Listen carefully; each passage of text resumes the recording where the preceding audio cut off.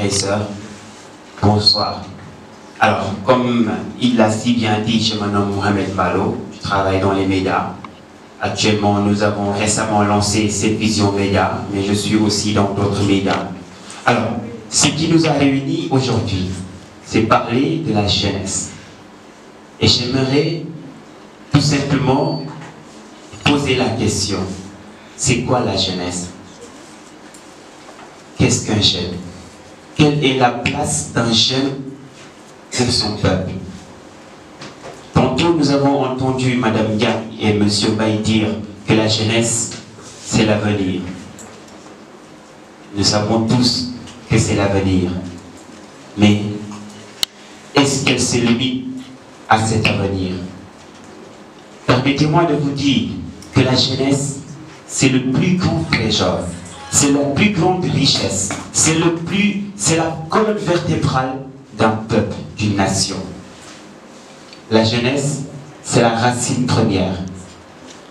La jeunesse, comme je l'ai dit tantôt, c'est le plus grand trésor. Mais c'est le seul moment où le Tout-Puissant nous a tout donné pour réaliser nos rêves. Le seul moment, pourquoi?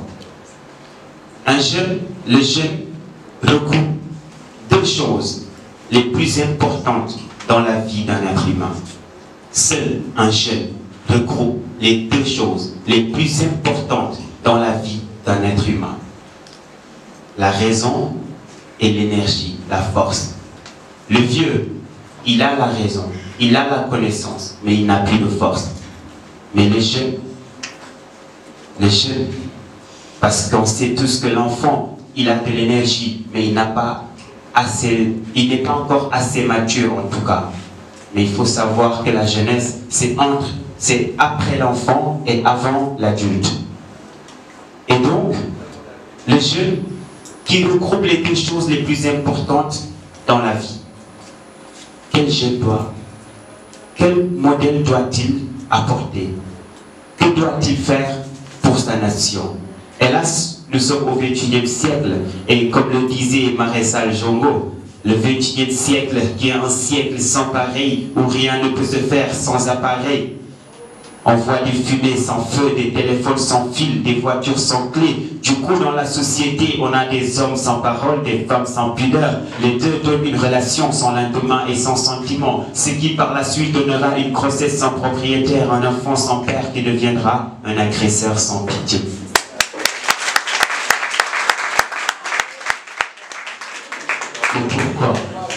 Pourquoi est-il devenu, excusez-moi, un agresseur sans pitié? C'est parce qu'il n'a pas bénéficié de l'affection de ses parents, mais surtout parce qu'il n'a pas été éduqué, parce qu'il n'a pas été formé, parce qu'il n'a pas été préparé pour l'avenir, pour prendre la relève. La jeunesse, mesdames, messieurs, c'est important, quand on est jeune, de savoir qu'on n'est pas jeune juste pour dire tolluti def ko weesu ko bako tolluti def ko weesu ko rëccu mais tolluti def ko weesu ko bako amut. Qu'on se dise la vérité, qu'on se dise la vérité. Nous sommes le présent et pas le futur. Nous sommes la force de ce pays et pas l'avenir. Et pourquoi je le dis? Nelson Mandela nous a dit que l'arme la plus puissante pour changer le monde, c'est l'éducation. L'éducation est la formation de la nouvelle génération pour la construction de notre nation. Mais un jeune qui n'est pas éduqué, un jeune qui n'a pas de formation, mais est-ce qu'il peut assurer la relève? Est-ce qu'il peut dire « je suis l'avenir de ce pays » Mais qu'est-ce qu'il va apporter à ce pays? Ce jeune qui n'est pas formé, ce jeune qui n'a pas d'ambition, ce jeune qui n'a pas de métier, ce jeune qui ne pense à rien, qui dit juste « je suis l'avenir de ce pays ». Mais quel avenir? Quel avenir? Vous savez, en lisant, je sais que beaucoup de jeunes n'ont pas peut-être pu lire le livre récemment sorti. Et ça m'amusait quand je prenais le livre, ils me disent non mais qu'est-ce que tu fais avec ce livre? Je lui ai dit, j'essaye d'enrichir, de nourrir mon cerveau. Parce que on n'oublie jamais de nourrir notre ventre. Parce que ça me fait mal. Hein? Mais on oublie souvent de nourrir notre cerveau. Parce que lui, il ne se plaint pas. Mais c'est important. J'ai découvert cette phrase du président dans son livre Sénégal au cœur. Si vous me le permettez, je vais vous lire cette phrase. Il a écrit, non, c'est un chapitre hein, en tout cas, à la page 122 de Sénégal au cœur. Le président Sall nous dit, j'ai toujours cru que l'émergence passerait par la mise en place d'un système d'éducation et de formation. Et il ajoute plus loin, l'éducation est l'une des pierres fondatrices de la nation, voire la plus importante, voire la principale. Elle constitue avec la formation le bien par excellence de l'affirmation du citoyen et de l'éducation du main-d'œuvre. De la préparation, excusez-moi, d'une main-d'œuvre de qualité. Vous voyez que même le président, il est conscient que tout passe par l'éducation. Nous sommes là, nous avons le temps. Nous pensons que nous avons le temps, mais nous n'avons pas le temps. Nous pensons que nous possédons le temps, alors que c'est le temps qui nous possède. C'est le temps qui nous possède parce que tout simplement, un homme qui a vécu 30 ans, comme le disait Mohamed Ali, il croit qu'il a vécu 30 ans, mais en réalité, il n'a pas vécu plus de 10 ans. Comment prouver cela? Quand chaque jour, tu dors environ 6 heures de temps, 6 heures, 7 heures, 8 heures pour certains, tu dors, tu es inconscient, tu ne te souviens de rien à ton réveil. Tu prends ces 6 heures par jour, tu les multiplies par 30 ans. Et il faudra d'abord passer par 6 heures par mois, 6 heures par année, 6 heures par 30 ans. Ce qui te fera à peu près 7 ans. Tu as besoin de manger, tu as besoin de boire, tu as besoin de te divertir, d'être devant la télé, de regarder Wiri Wiri ou de regarder Pod et Marichou. Tu n'es pas en train de produire, tu es là juste en train de regarder à ne rien faire. Vous ajoutez tout ce temps de divertissement et tout ce temps dont nous avons besoin pour prendre soin de nous et vous multipliez ça pour les 30 ans. Vous avez un jeune, il va souvent à l'école. Alors quand on est à l'école, minimum on fait 6 heures dans la classe, sans bouger, sans sortir. Pour une année, 9 mois, vous multipliez cela. Vous avez passé combien d'années dans une classe sans bouger, sans faire grand-chose? Vous avez besoin de voyager, aller et retour. Vous êtes dans des bus, vous êtes dans un avion peut-être. Vous multipliez tout ce temps qui vous fera combien d'années? Et vous ajoutez toutes ces années-là. C'était des années qui n'ont pas servi à grand-chose. C'est-à-dire, vous dormez, vous mangez, vous êtes en train de regarder Wiri Wiri. Il vous reste minimum 10 ans dans les 30 ans. Et ces 10 ans, qu'est-ce que vous faites de ces 10 ans-là? Qu'est-ce que vous faites de ces 10 ans-là? C'est la question à se poser. Qu'est-ce que je fais de mes 10 ans, des 10 ans où je suis productif durant les 30 ans que j'ai vécu? Est-ce que je passe le temps à travailler? Parce que quand on travaille, on ne travaille pas pour soi. On travaille pour sa famille, on travaille pour ses enfants, on travaille pour ses proches et ses amis. On ne travaille pas pour soi. Je ne sais pas si je me fais comprendre. Alors, chers amis, vous savez, les jeunes, c'est la crème. Les jeunes, c'est la force motrice de l'émergence. C'est la force motrice du changement. C'est la clé du changement. Mais quel jeune? Quel jeune? Quel est le jeune qui peut dire que je suis celui qui fera le changement et être sûr qu'il fera le changement? On lui dira que tu es fou. Mais s'il est assez conscient qu'il a tous les potentiels pour faire ceci, il le fera très facilement. Seuls les fous, seuls ceux qui sont assez fous pour penser qu'ils peuvent changer le monde, changeront le monde. La preuve, tous ceux qui ont fait des choses exceptionnelles, au début, on les a traités de fous. Nous rêvons tous du succès. Nous avons tous besoin du succès. Ce que j'aimerais dire tout simplement, c'est que nous pouvons tous réussir. Nous pouvons tous atteindre nos rêves. Mais il faudra au préalable se fixer un objectif. Il faudra au préalable avoir un rêve. Aucun rêve n'est trop grand et aucun rêveur n'est trop petit. Si tu te dis que tu es assez petit pour devenir un président, tu ne le seras jamais. Autrement dit, tout être humain est un trésor inexploité possédant un potentiel illimité. Chers amis, permettez-moi de partager avec vous juste quelques notes sur la confiance en soi. Vous savez, il est important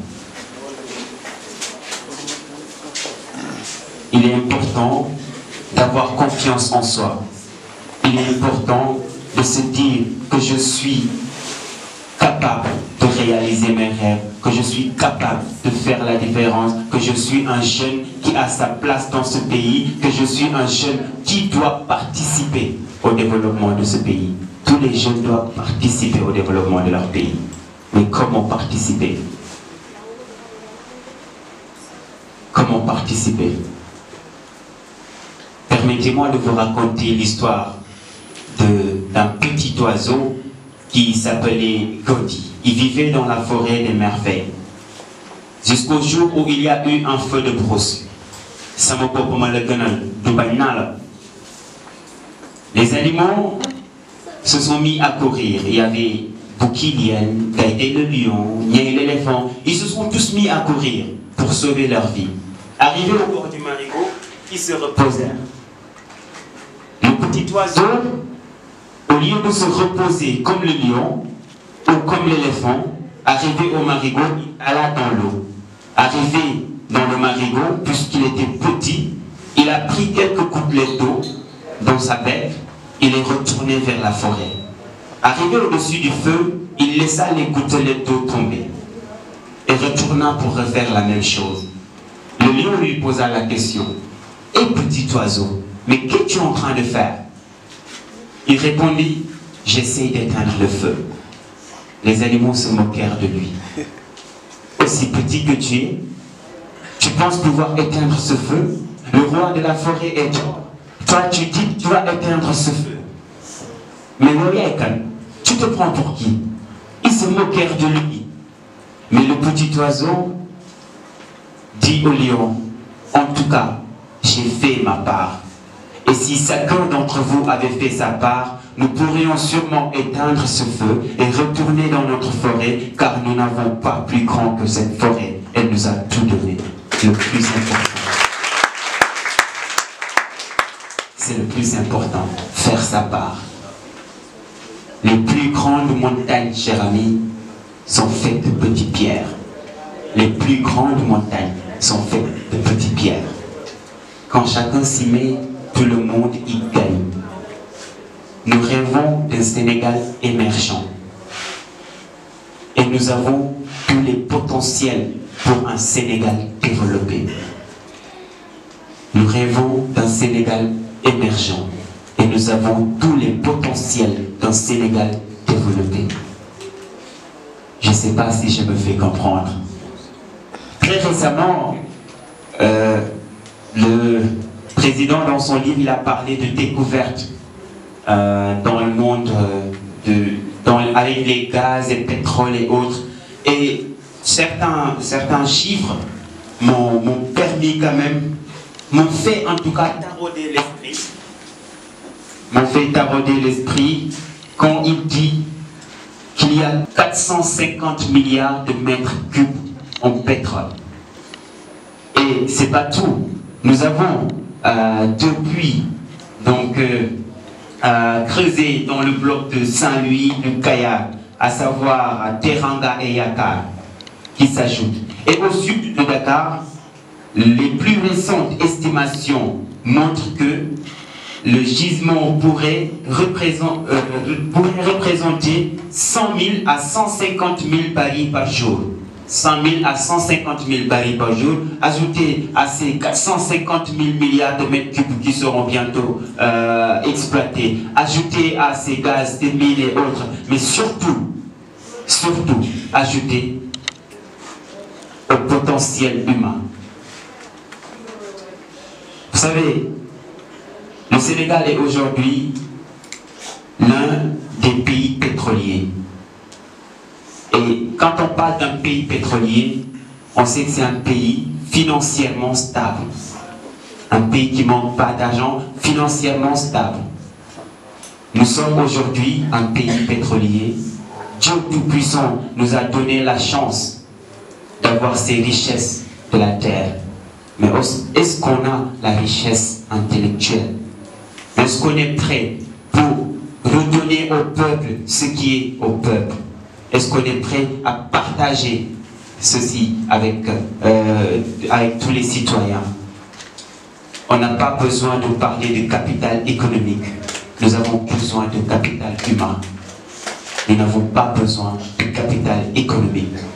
Nous avons besoin de capital humain.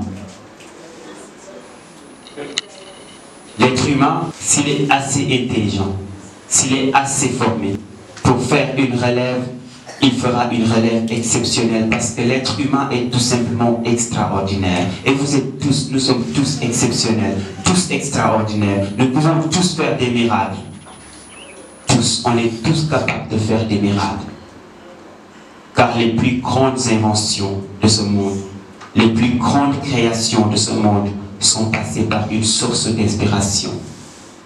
Et cette source d'inspiration, elle vient de notre cerveau. Et nous avons tous un cerveau. Nous pouvons tous réfléchir. Nous pouvons tous se concentrer sur une chose, essayer de créer, de produire. Cette inspiration, cette source d'inspiration, nous l'avons tous. Dieu nous a tous dotés de cerveau. À nous de savoir ce qu'on veut faire de notre intelligence. Vous savez, la loi de la pensée nous dit que tout être humain, que l'on ne devient que ce que l'on pense. On ne devient que ce que l'on pense.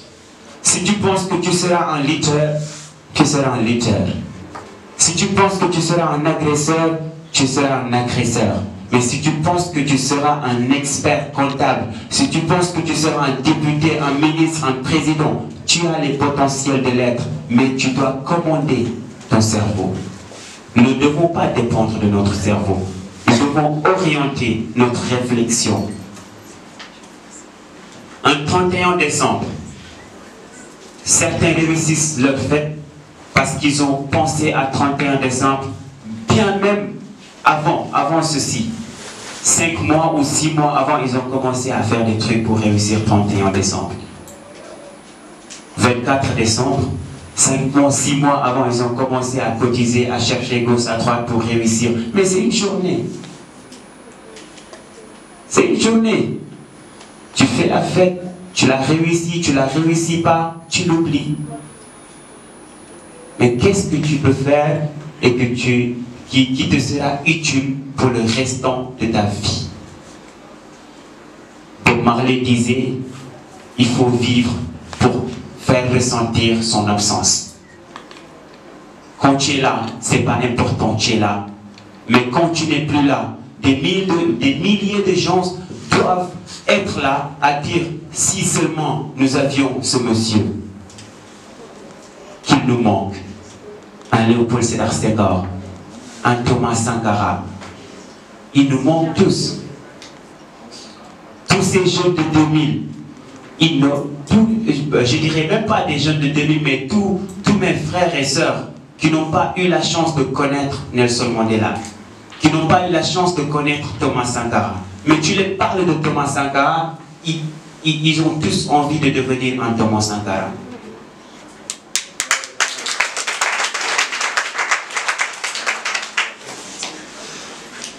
Essayez de résoudre ce petit problème.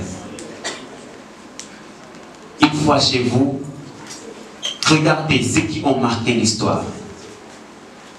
Ceux qui ont marqué l'histoire. Ils ne sont plus là, mais aujourd'hui c'est comme ils sont là. Qu'est-ce qu'ils faisaient? Quelle était leur priorité? Qu'est-ce qu'ils pensaient? À quoi quel était leur objectif ultime? Et si vous voulez marquer l'histoire, vous avez le temps de marquer l'histoire. En ce moment, il y a des gens qui sont en train de souffrir dans les hôpitaux. Quand on veut réussir notre vie, on oublie tout. On ne commande pas. On ne passe pas. Vous savez, il y a des choses qui font partie de la vie. Regarder un téléfilm, ça fait partie. Le divertissement, ça fait partie de la vie. Mais il ne faut pas exagérer. Et exagérer, c'est commenter une vidéo des jours après, des semaines après. C'est suivre la vie d'une star, excusez-moi, et commenter sa vie. Ça, c'est exagéré. Parce que toi, on ne commente pas ta vie. Parce que toi, c'est comme si tu n'existais pas. Parce que toi, tu n'es rien. Tu n'es personne. Tu n'as pas d'importance. Nous avons tous des parents qui se sont levés à minuit, à 1h, pour certains, pour nous aider, nous entretenir, pour nous former. Des mamans qui se sont affaiblies pour nous fortifier. Des mamans qui, matin, midi, soir, ne pensaient qu'à nous. Des papas qui se sont fatigués matin, midi, soir, pour subvenir à nos besoins. Mais est-ce qu'on sera capable de faire cela pour nos enfants? Vous savez, il y a des gens qui n'ont pas peut-être la chance de connaître leurs parents. Il y a des gens qui ont la chance de connaître leurs parents, mais qui ne savent pas la valeur que ces parents ont.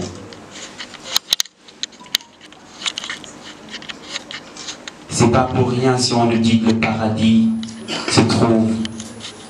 Pour aller au paradis, il faut juste faire plaisir à nos parents. Ils comptent et c'est très important, surtout pour un jeune. Il faut apprendre à rendre à César ce qui est à César. Si nous avons pu marcher, voir, parler, se divertir, se faire plaisir, c'est grâce à ces gens qui ont perdu leur temps, qui ont abandonné leurs rêves, qui ont oublié leur plaisir pour nous faire plaisir. Nous devons leur rendre la monnaie de leurs pièces, mais surtout assurer la relève pour nos enfants. Alors, chers amis, pour finir, j'aimerais juste qu'aujourd'hui, on est là, on est tous là. Une fois d'or, j'aimerais tous, pour ceux qui n'ont pas d'objectif, qu'on ait un objectif. Qu'on se dise, le jour du lancement du mouvement des jeunes de Tonton Malik, j'ai décidé, depuis ce jour-là, que je vais devenir ceci, que je vais faire ceci, et croire à cette chose. Oublier le reste et croire à cette chose. Les grands hommes qui ont réussi leur vie, c'était des hommes qui n'avaient pas de moyens. C'était des hommes qui vivaient d'une façon inexplicable. Nous prenons l'exemple de Steve Jobs. Steve Jobs, il passait des nuits dans la rue. Il a été adopté. Il a abandonné l'école, Steve Jobs. Et aujourd'hui, des jeunes se font humilier, ils se font insulter, ils se font maltraiter juste pour un iPhone. Alors que Steve Jobs, lui qui a créé l'iPhone, lui, le propriétaire d'Apple, lui, il a commencé avec rien. Il passait des nuits dans la rue. Il a été adopté. Il a été renvoyé de sa propre entreprise. Il s'est débrouillé. Il avait une entreprise. Il a été renvoyé en plus de sa propre entreprise. Mais il savait que dans la vie, il n'y avait pas d'échec, il n'y avait que des abandons. Il n'y a pas d'échec, il n'y a que des abandons. Si Nelson Mandela est devenu le premier président noir de l'Afrique du Sud après 27 ans d'emprisonnement, c'est parce qu'il n'a pas abandonné.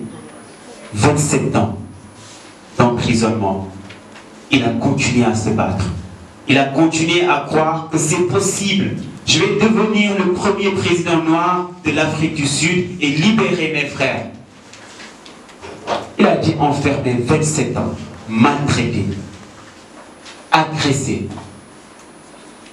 Mais le plus important, c'est qu'il n'a pas abandonné. Vouloir, c'est pouvoir, si et seulement si on a le pouvoir d'affronter notre peur. La seule chose dans ce monde dont il faut avoir peur, c'est la peur elle-même, comme l'a si bien dit Roosevelt. C'est cette peur qui nous limite. C'est cette peur qui nous fatigue. C'est cette peur qui nous fait croire qu'on n'est pas capable de faire des miracles, alors que le Tout-Puissant nous a tout donné.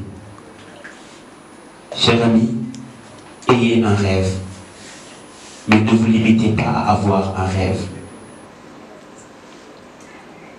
Ayez le désir profond de réaliser vos rêves.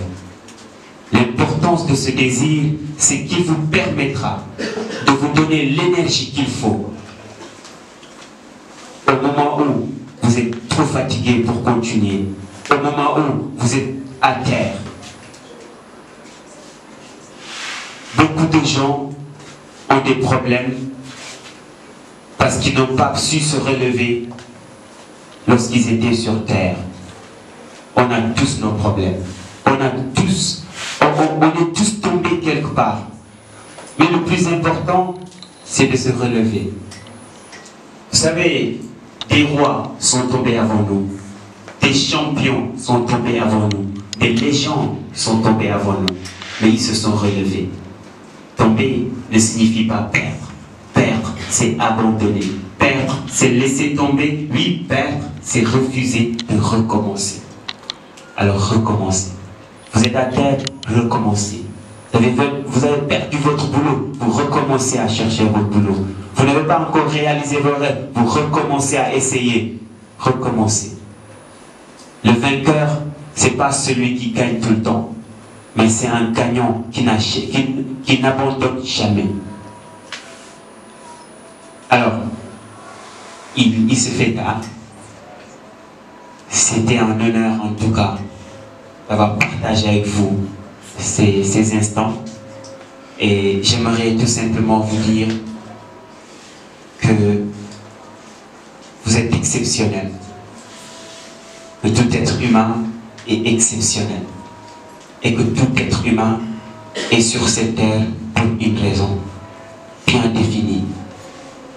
À toi de trahir ta mission ou de te battre pour accomplir ta mission. Pour ceux qui ont choisi d'accomplir leur mission, pour ceux qui ont choisi d'être de grands hommes de main, pour ceux qui ont choisi de tout faire pour marquer l'histoire, je vous dis que c'est pas impossible, c'est bien possible, car tout est dans la tête. Tout se passe dans la tête. Il faut juste mettre Dieu devant tout. Dieu avant tout. Dieu sur tout.